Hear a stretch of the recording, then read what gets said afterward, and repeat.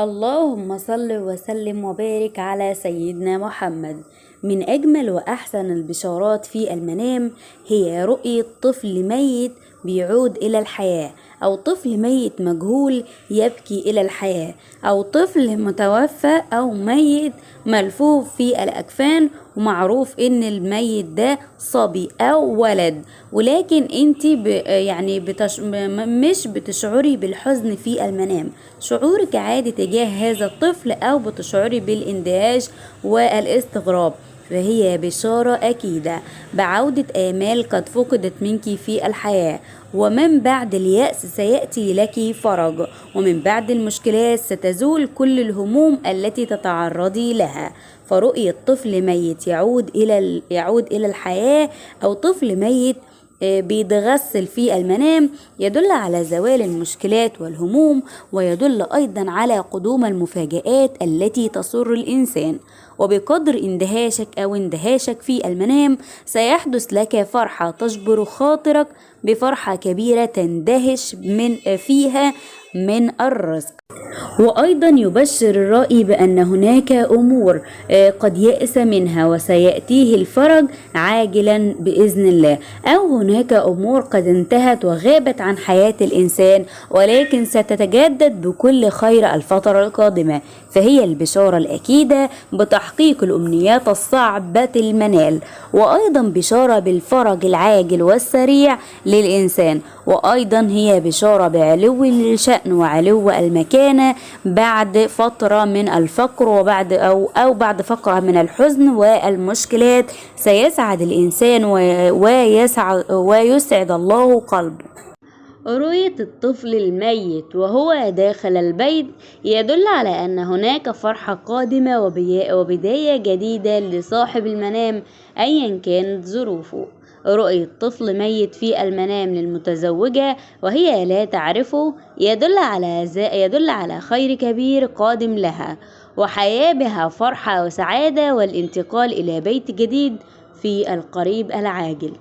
رؤية العزباء طفل ميت في المنام يدل على أنها سوف تتخلص من عقبات كثيرة كانت تمر بها، وسوف يكرمها الله في القريب فرحة كبيرة. إذا رأت العزباء الطفل المتوفى داخل منزلها تشير إلى زواجها القريب بإذن الله تعالى، وأيضا دليل على انتهاء مشاكل كانت تمر بها، كما تدل على إقامة ونجاح في حياتها الدراسية، وتدل على فرحة كبيرة وخير لصاحبة المنام. إذا رأت العزباء في المنام طفل ميت وهي لا تعرفه يدل على خلاصها من مشكلة كبيرة كانت تمر بها.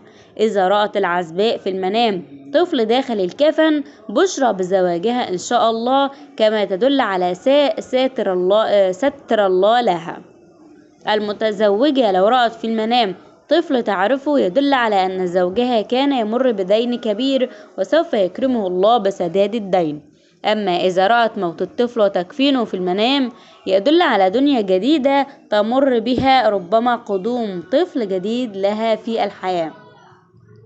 إذا رأت المتزوجة في المنام موت طفل وعودته للحياة مرة أخرى يدل على أن الله سوف يكرمها بفرحة كبيرة لأبنائها وربما زواج لهم.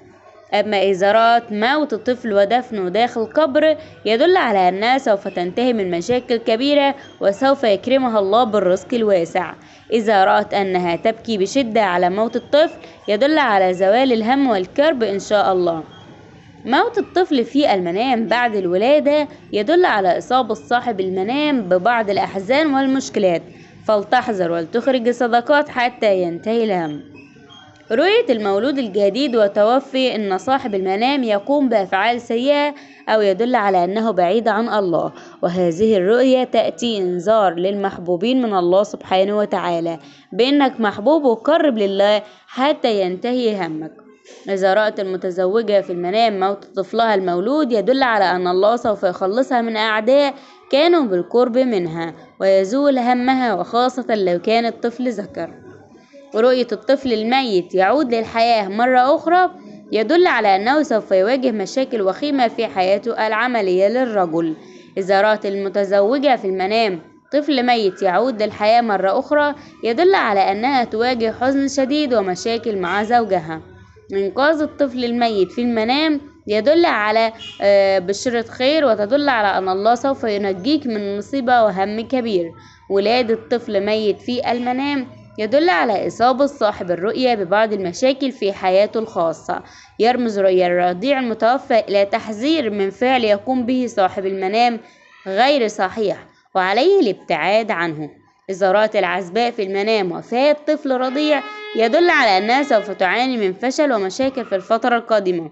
إذا رأت المتزوجة أنها تقوم بدفن مولود رضيع غير محمود وتدل على أنها تعيش تعاسة في الفترة القادمة، فلتحذر. رؤية موت طفل من الأقارب في المنام يدل على تغيير وخير كبير سوف يحدث لصاحب المنام. كما يدل موت الطفل الصغير على انتهاء مشاكل كبيرة كان يمر بها الرائي. لو كانت المرأة الحامل في المنام طفل ميت يدل على ولادة سهلة لها إن شاء الله.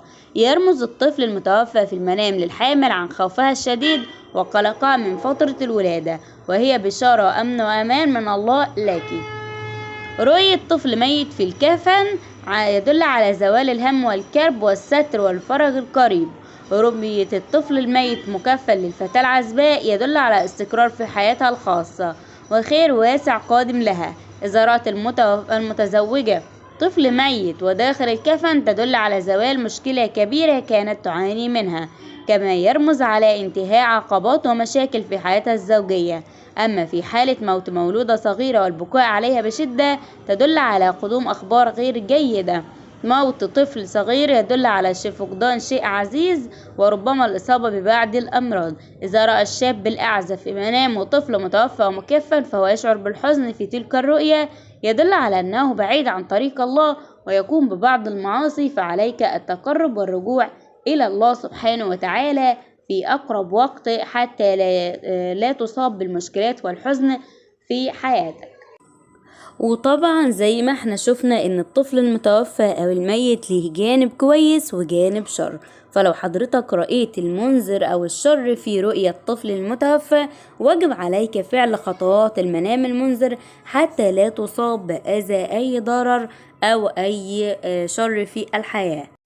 أولا أعرف أخي المستمع إن الرؤى المنذرة هي نعمة من الله سبحانه وتعالى، لأن ربنا لما بيبعت لنا رؤية منذرة بإن في شر قادم إليك هي ربنا مش قاصد إن هو يخوفنا سبحانه وتعالى، ربنا قاصد إن هو يطبطب على قلب عبده ويقول لي يا عبدي في شر جايلك في الطريق لقضائي. فبكده ربنا بينور بصيرتك لده. وبما إن الدنيا هي دار سعي واجتهاد وابتلاء واختبار، فربنا بيقولك اسعى واجتهد لترد الأذى عن نفسك. وكويس ان انت فهمت الرسالة. فهنعمل ايه؟ هنفعل كما وصانا الحبيب المصطفى، ولو فعلت الخطوات دي هوعدك، وهذا ليس وعدي هو وعد الله ووعد الحبيب المصطفى عليه الصلاة والسلام، ان انت لو عملت الحاجات دي لن يصيبك أذى اي منام منذر في العالم. أولا إذا رأى أحدكم ما يكره فليسفل على يساره 3، بنسفل على يسارنا 3 مرات، وليقم يصل وليستعيذ بالله من شرها ومن شر الشيطان. بنقول اللهم إني أعوذ بك من شر ما رأيت، اللهم إني أعوذ بك من شر ما رأيت، اللهم إني أعوذ بك من شر ما رأيت، اللهم إني أعوذ بك من الشيطان الرجيم، اللهم إني أعوذ بك من الشيطان الرجيم، اللهم إني أعوذ بك من الشيطان الرجيم. وبعدين بنقوم بنصلي ركعتين لصرف ضرر المنام بنية صرف ضرر المنام، ونكتمها ولا نحدث به أحد. فصمام الرؤيا المنذرة هو كتمها وعدم التحدث بها لأي مخلوق كان، لأنها إذا أولت وقعت. بعدين خلال الفترة اللي بعد الرؤية بنتصدق بنية دفع ضرر المنام، والتصدق بيكون بإمكانياتك، على قد إمكانياتك بتتصدق.